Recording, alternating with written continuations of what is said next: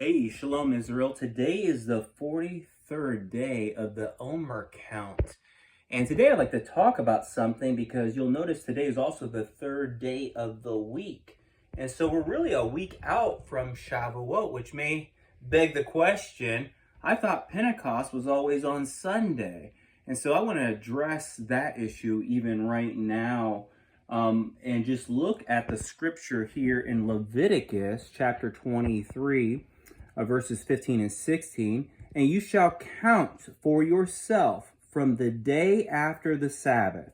And really, that's where all the controversy is what does it mean by the Sabbath? Because it could mean the weekly Sabbath. It could be the first day of unleavened bread, a high Sabbath, or the last day of unleavened bread as a Sabbath.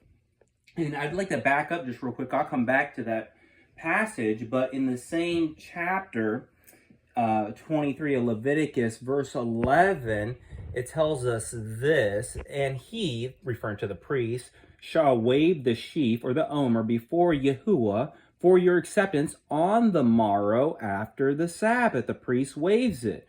This is from the scripture version, which is based off the Masoretic text, and just keep that in mind.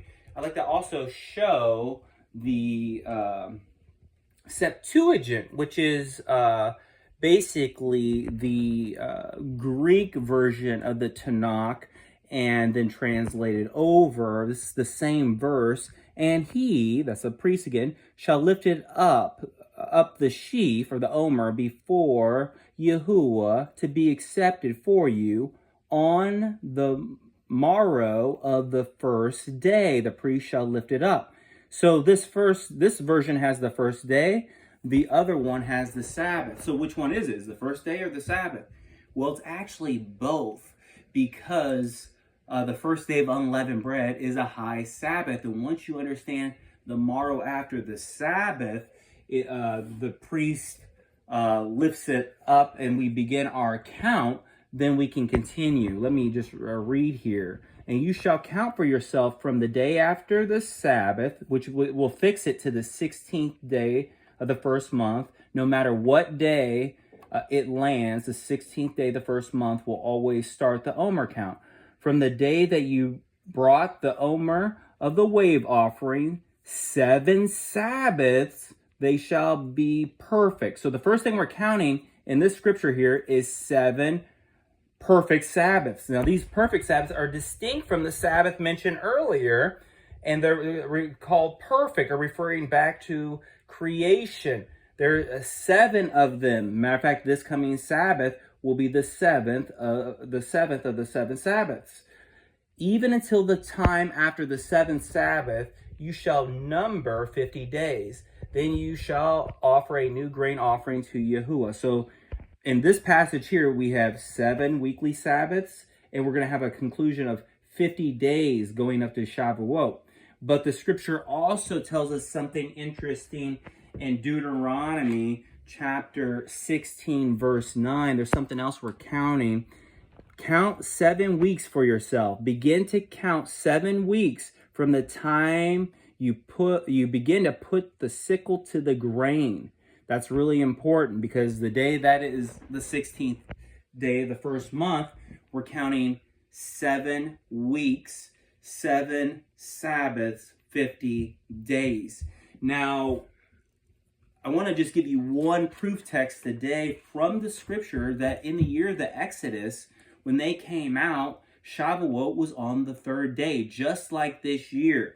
We're going to read this. It's from Exodus 19, starting in verse 10. And Yahuwah said to Moses, go to the people and set them apart today and tomorrow, and let them wash their clothes, and be ready on the 3rd day. For on the 3rd day Yahuwah will come down in the sight of all the people upon Mount Sinai.